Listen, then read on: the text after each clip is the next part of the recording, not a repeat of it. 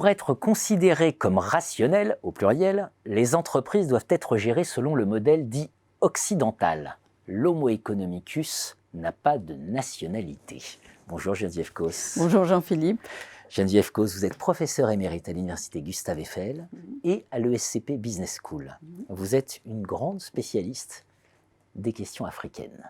Et vous me dites, l'homo africanus, lui, il a une nationalité, c'est le monde. Parce que c'est peut-être en fait le modèle universel. On s'est peut-être trompé dans l'axiomatique de départ. Oui, je pense, j'ose pas toujours le dire, mais c'est ce que je pense. Alors, un très très beau texte, publié dans le dossier spécial Alternative africaine en management, avec Jean Bifoulet-Fonda.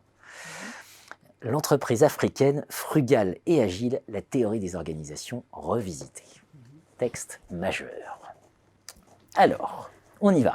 Oui, il convient peut-être de définir ce que j'entends par entreprise africaine, ou ce que mon co-auteur, nous avons compris par entreprise africaine, parce que dans la zone où on se situe, qui est la zone de l'Afrique subsaharienne, vous n'avez pas un modèle unique d'entreprise. Vous avez à la fois des grandes entreprises, des entreprises qui peuvent avoir jusqu'à 3 000, 4 000 salariés, par exemple les entreprises publiques d'électricité en Côte d'Ivoire, par exemple, hein. Mais vous pouvez avoir aussi des toutes petites entreprises, à la limite, la vendeuse de beignets qui est seule. Hein. Donc, je pense qu'il faut bien définir ce qu'on entend par entreprise africaine. Et là, moi, je prendrai la typologie qui a été faite par Fama et Jensen en 1983, je crois. Ils faisaient bien la différence entre les entreprises dans lesquelles la fonction de décision et de contrôle est entre les mains de la même personne et les autres, c'est-à-dire là où les deux fonctions sont séparées. L'entreprise africaine se situe dans cette première catégorie, c'est-à-dire que les fonctions de décision et de contrôle sont entre les mains de la même personne, le propriétaire dirigeant. Les autres entreprises, finalement, sont des entreprises pour lesquelles l'homo economicus pourrait s'appliquer. Ce sont des entreprises contrôlées. Ce sont les entreprises sociétaires ou les entreprises publiques. Hein, voilà. Bien sûr.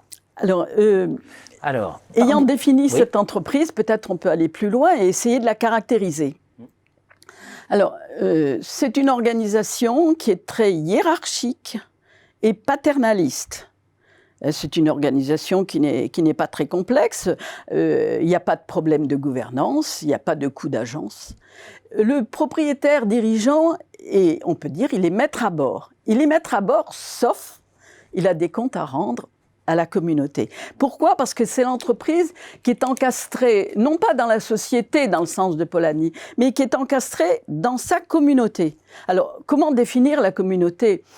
On peut considérer que c'est un groupe qui est un groupe structuré, où les membres sont liés. Alors, ça peut être lié par le sang, c'est-à-dire que les membres ont le même ancêtre, mais ça peut être également parce qu'ils sont de la même ethnie. S'ils sont de la même ethnie, ils ont la même langue. Or, c'est très important d'avoir la même langue. Ça peut être également des membres qui sont du même village. Éventuellement, ils ont la même religion. Hein ? Alors, qu'est-ce que ça veut dire encastré dans la communauté ? Ça veut dire que le propriétaire dirigeant est lié à la communauté par des contrats que je vais appeler des contrats implicites. Ces contrats implicites sont des contrats qui sont très flous. Hein, et c'est à la fois des droits et des obligations. Et parfois, les obligations sont divergentes.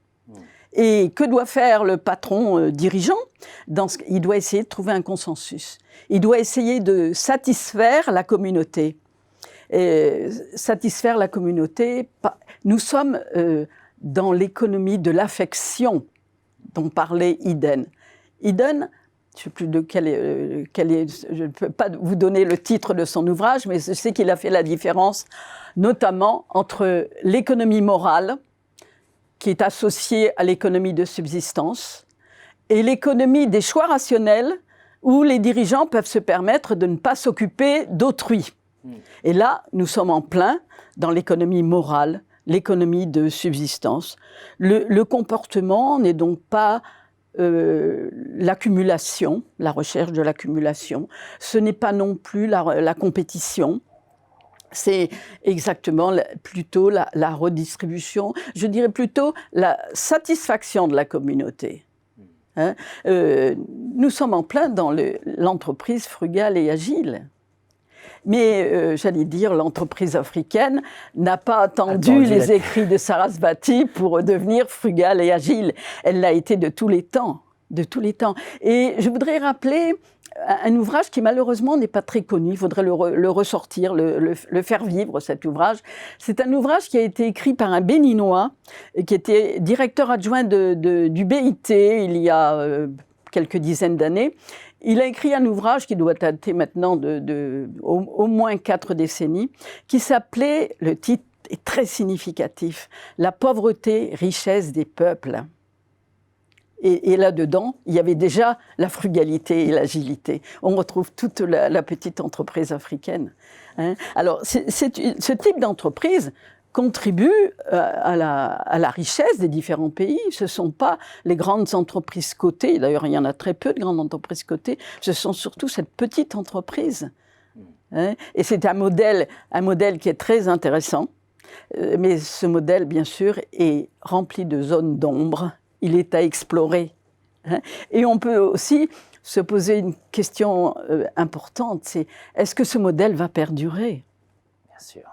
Bien sûr, je retrouverai pour une autre émission pour évoquer cette pérennité du modèle. Oui. Et si j'ai démarré par l'Homo economicus, c'est qu'évidemment, tous les plans d'ajustement structurel visent à nous transformer ce modèle que vous avez très bien décrit, où prime la force des liens faibles, oui, exactement, que vous citez, exactement. La pression du collectif aussi, mais une régulation et une vraie richesse. Oui. Voilà. Oui. Donc on va détailler tout ça. Merci Geneviève. Merci.